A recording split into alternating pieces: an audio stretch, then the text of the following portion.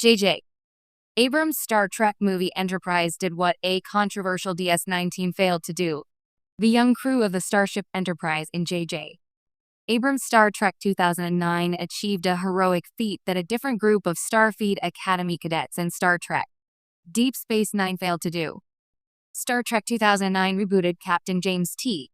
Kirk, Chris Pine, Spock Zachary Quinto, and the cast of Star Trek, the original series, as their youthful incarnations in the alternate Kelvin timeline. Assembling as a group of cadets at Starfleet Academy, Kirk and his fellow cadets are called upon to command the USS Enterprise against the Romulan time traveler Nero Eric Bana. Starfleet Academy often took center stage in Star Trek's prime timeline during the 1990s Star Trek, The Next Generation 24th Century era. TNG introduced Nova Squadron, a group of elite Starfleet Academy cadets who covered up the death of their classmate. Star Trek Deep Space Nine debuted a different crop of elite cadets called Red Squad. One incarnation of Red Squad participated in an attempted coup to place Earth under Starfleet military rule.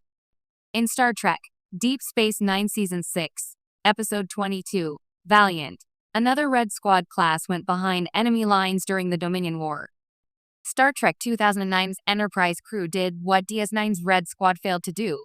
One of the novelties of Star Trek 2009 is that James T. Kirk and most of the crew of the USS Enterprise are Starfleet Academy cadets, with Spock holding the rank of commander. When Captain Christopher Pike Bruce Greenwood is captured by Nero, the Enterprise crew receives field promotions, and Kirk rockets up the ranks to become captain of the Enterprise. Yet, despite their inexperience, Kirk's heroic instincts and the elite skill set of the Enterprise crew proved to be enough to defeat Nero. The cadets are rewarded by being fully instated by Starfleet to permanently command the Starship Enterprise. Star Trek Deep Space Nine's Red Squad, created a decade before Star Trek 2009 hit movie theaters, attempted to make a name for themselves in a similar fashion, but failed. When Captain Ramirez is killed, Red Squad takes command of the USS Valiant to fulfill their mission without Starfleet's authorization. Captain Tim Waters' Paul Popwich takes Red Squad status as elite cadets too far in their attempt to prove they have the right stuff. In the end, Waters led Red Squad to a tragic end with nearly all hands lost. JJ. Abrams' Star Trek reboot in 2009 brought a bold new energy to the franchise, and nowhere was that clearer than in his depiction of the USS Enterprise. Sleek, massive, and armed to the teeth, this version of the iconic starship wasn't just built to explore, it was built to fight. In doing so, Abrams' Enterprise succeeded where a controversial Deep Space Nine team, Section 31, failed. It protected the Federation without losing its soul. In DS9, Section 31 was the Federation's shadowy intelligence organization, unofficial, morally ambiguous, and willing to cross ethical lines for the greater good. They infected Odo with a virus to manipulate the Dominion, assassinated threats in secret, and acted independently of Starfleet Command. While their aim was to preserve the Federation, their methods painted a picture of a utopia guarded by monsters. Fans were divided. Was Section 31 necessary or a betrayal of Roddenberry's optimistic future?